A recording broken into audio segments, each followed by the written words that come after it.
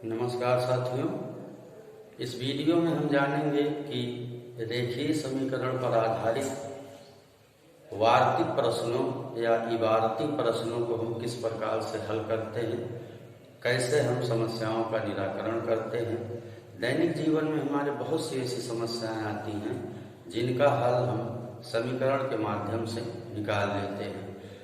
रेखीय समीकरण के बारे में मैंने बहुत ही विस्तृत और सरल भाषा में एक वीडियो बनाया है, जिसका लिंक मैं वीडियो के डिस्क्रिप्शन में दे दूंगा।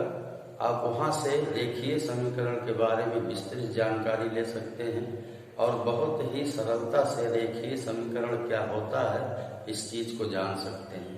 तो चलिए अब हम इस वीडियो में जानेंगे कि रेखीय समीकरण पर आधारित वार्तिक प्रश्नों को हम किस प्रकार हल करते हैं। हमने यहाँ पर एक प्रश्न लिया है कि किसी संख्या का 3 गुना और 12 का योग 72 है तो संख्या बताओ। अब हम इसको समीकरण के आधार पर इसका हल निकालने का प्रयास करेंगे, इसको हल करेंगे। अब सबसे पहले तो हम ये देखेंगे प्रश्न क्या है, प्रश्न में क्या चीज पूछा गया है, प्रश्न में हमको क्या क्या चीजें दी गई हैं, उसी के माध्यम से हम समीकरण बनाएंगे। प्रश्न में जो भी तथ्य दिए रहते हैं सबसे पहले हम उसको देखते हैं और उससे एक सरल समीकरण बनाते हैं, फिर उसको जो है हम हल करते हैं। तो हम देख रहे हैं किसी संख्या, अब हमको ये नहीं पता संख्या कौन सी है, किसी संख्या कोई भी हो सकती है। तो जो हमको अज्ञात है, जो हमको नहीं पता है, जिसके विषय में हम नहीं जानते हैं, उसको हम मान लेते हैं। तो यहाँ हम मान लेते हैं कि माना वह संख्या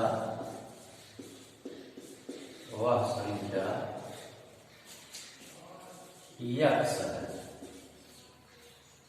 हमने यहाँ मान लिया कि संख्या यक्स है। अब कह रहा है कि संख्या का 3 गुना, संख्या का हम 3 गुना करेंगे, संख्या का 3 गुना हो जाएगा। संख्या यक्स है, इसका 3 गुना हो जाएगा 3 गुणे यक्स, अर्थात ये हो जाएगा 3 यक्स।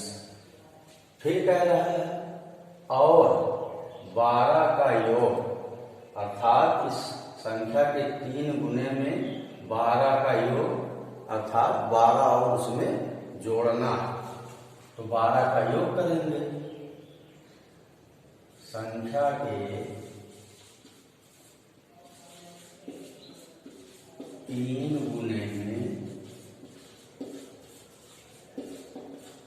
12 का योग, ये हो जाएगा हमारा 3x और इसी में हम 12 और जोड़ देंगे, तो ये हो जाएगा 3x धन 12। फिर कह रहा है 12 का योग 72 है, अर्थात संख्या का 3 गुना, फिर उसमें हमने 12 जोड़ा।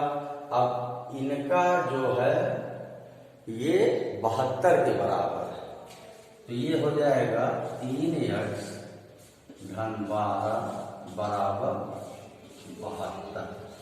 इस तरह से हमको एक सरल समीकरण प्राप्त हो गया। अब हम इसी समीकरण को हल करेंगे।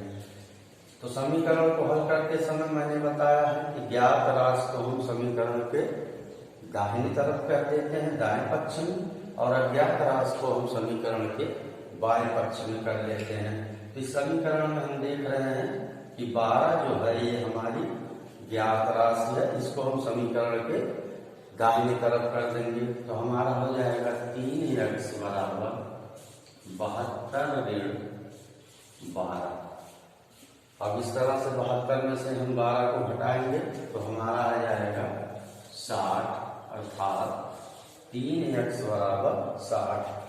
अब x बराबर हो जाएगा, इस x के गुणांक 3 से हम 60 में भाग करेंगे, हो जाएगा हमारा 60/3।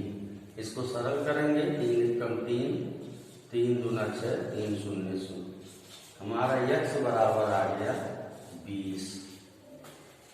अब हम ये जांच करेंगे कि ये x बराबर जो 20 आया है, अर्थात x क्या था, संख्या, ये सही है या गलत है। अब इसी प्रश्न से ही हम इसकी जांच करेंगे।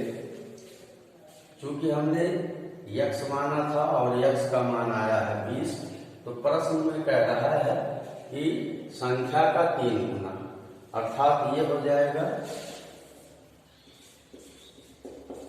जांच में संख्या x थी जिसका मान 20 आया है, तो 20 का हम 3 गुना करेंगे, ये हो जाएगा हमारा 60।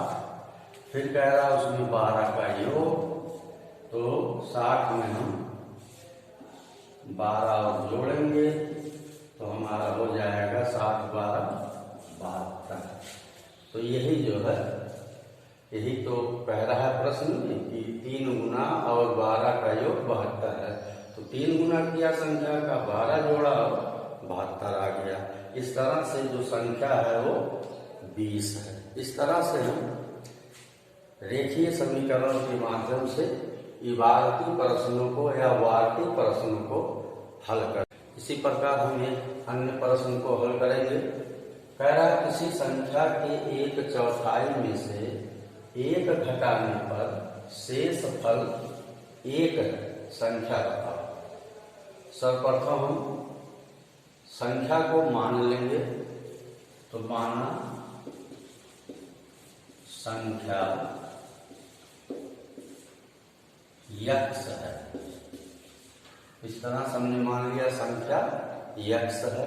अब कह रहा है कि संख्या का 1/4, तो संख्या का 1/4 ये हो जाएगा, संख्या है x, संख्या का 1/4 अर्थात x गुणे 1/4, ये हो गया संख्या का चौथाई। अब कह रहा है चौथाई में से 1 घटाने पर, इसमें से 1 घटाने पर शेष फल 1 है। इसमें से जब हम 1 घटाएंगे तो शेष हमारा बचेगा 1। तो प्रश्न के अनुसार हो जाएगा, प्रश्नानुसार संख्या का चौथाई ये है।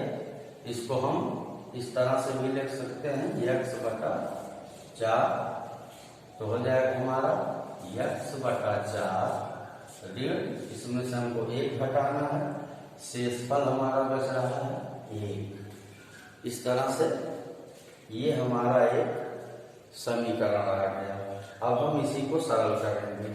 अब यहाँ पे हम देख रहे हैं ऋण 1 जो है ये ज्ञात राशि है, इसको हम समीकरण के दाहिनी तरफ ले जाएंगे, तो हमारा हो जाएगा x/4 बराबर 1। ये उधर जाएगा तो ये ऋण चिन्ह जो है धन में बदल जाएगा, धन ये x/4 बराबर आ गया हमारा 1 2 हो गया। अब यहाँ पे हम वज्र गुणन करेंगे या तिरछा गुणा करेंगे, इसको बटा 1 मान लेंगे।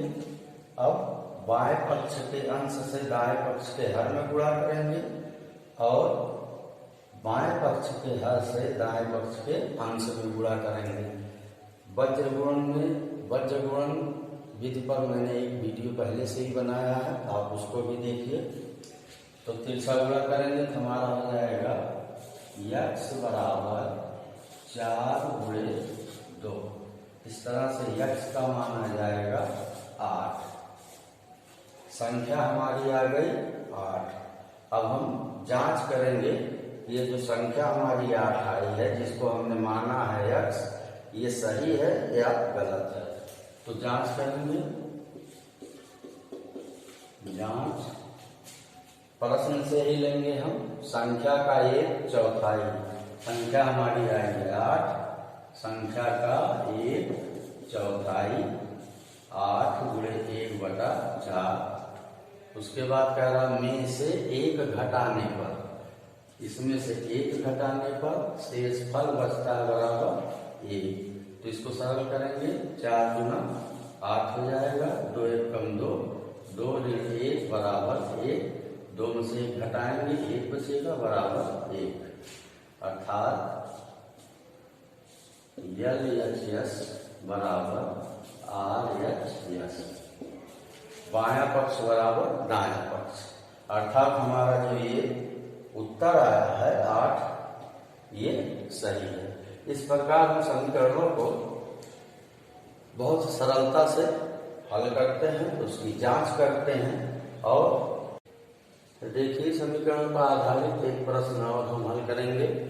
कह रहा है कि 2 क्रमागत संख्याओं का योगफल 7 है, तो संख्या बताओ। यहाँ पे कह रहा है क्रमागत संख्याएं हैं, अर्थात अगर पहली संख्या x है तो क्रमागत संख्या होने की वजह से अगली संख्या होगी x धन 1। तो हम मान लेंगे कि माना पहली संख्या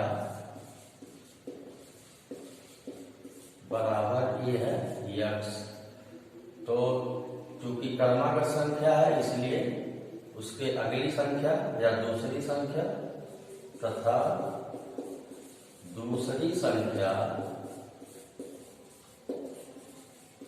ये हो जाएगी, इसी में एक हम जोड़ देंगे x धन 1, इस तरह से ये अगली संख्या हो जाएगी। अब कह रहा है कि इन दोनों क्रमागत संख्याओं का योगफल 7 है, तो प्रश्नानुसार हो जाएगा हमारा, प्रश्नानुसार प्रश्न हमारा कह रहा है कि इन दोनों का योग 7 के बराबर होगा। तो ये हो जाएगा x धन 1 बराबर 7। इसको और सरल करेंगे, ये x जुड़ जाएगा, 2x हो जाएगा, धन 1 हो जाएगा बराबर 7। इस तरह से हमको एक समीकरण प्राप्त हो गया। इसी को हम सरल करेंगे, धन 1 को हम दाएं तरफ ले जाएंगे, तो 2x बराबर 7। यहाँ ये धन चिन्ह है, समीकरण के दाएं जाएगा, इसका चिन्ह बदल जाएगा, ये हो जाएगा ऋण 1 हो गया है। अब 2x बराबर 7 में से घटाएंगे 6 बचेगा, x बराबर होगा 6/2, ये कट जाएगा, 2 3 6, x बराबर 3। हमारी पहली संख्या आ गई 3, तो अगली संख्या यानी दूसरी संख्या क्या होगी हमारी, पहली संख्या x है तो दूसरी संख्या बराबर 3 में हम एक जोड़ देंगे, 3 धन 1 बराबर 4, ये हमारी दूसरी संख्या हो गई। अब हम जांच करेंगे उत्तर की कि हमारी जो संख्याएं आई हैं ये सही है या गलत है। तो कह रहा 2 क्रमागत संख्याओं का योगफल 7 है, तो प्रश्नानुसार हमने ये प्रश्न बनाया था। पहली संख्या हमारी आई थी 3 धन, अगली संख्या हमारी 4 और दोनों का योग 7। तो इस तरह से दोनों जोड़ेंगे 4 और 3 को, ये हो जाएगा 7 बराबर 7। बायां पक्ष बराबर दायां पक्ष। इस तरह से हमारा जो उत्तर आया है 2 क्रमागत संख्याएं, पहली संख्या ये है 3 और दूसरी संख्या ये है 4। इस तरह से हम समीकरण को हल करते हैं।